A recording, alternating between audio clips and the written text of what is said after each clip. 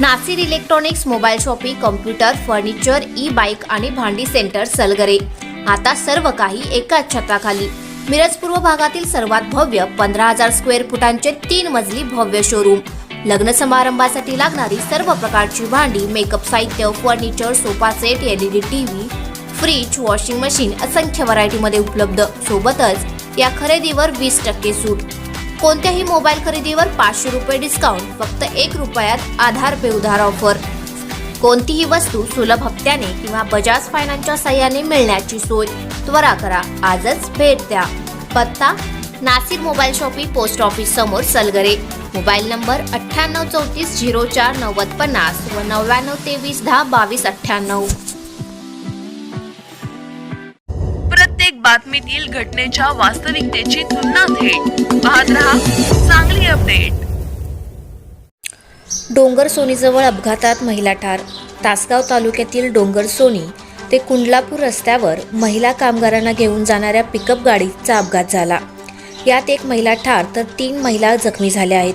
हा अपघात रविवारी सकाळी घडला. घटनेची नोंद तासगाव पोलिसात झाली आहे. मृत आणि जखमी महिला कुच्ची, तालुका कवटेमंकाळ येथील आहेत. अपघातात जयश्री साहेबराव गायकवाड, वय वर्ष 50, राहणार कुच्ची, तालुका कवटेमंकाळ या ठार झाल्या.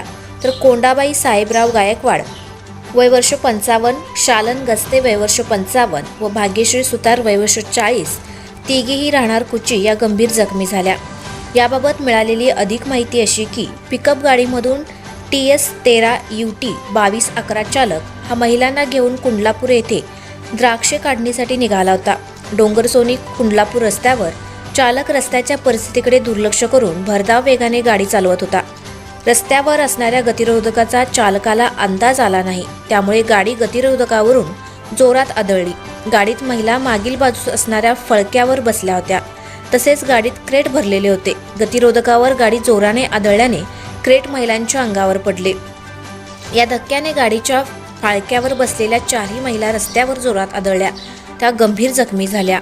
या महिलांना तातडीने कवटेमंकाळ येथील ग्रामीण उपजिल्हा रुग्णालयात दाखल केले. मात्र जयश्री गायकवाड यांच्या डोक्याला जोराचा मार लागला होता. मोठ्या प्रमाणात रक्तस्राव झाल्याने त्यांचा मृत्यू झाला. अन्य 3 जखमी महिलांवर मिरज शासकीय रुग्णालयात उपचार सुरू आहेत.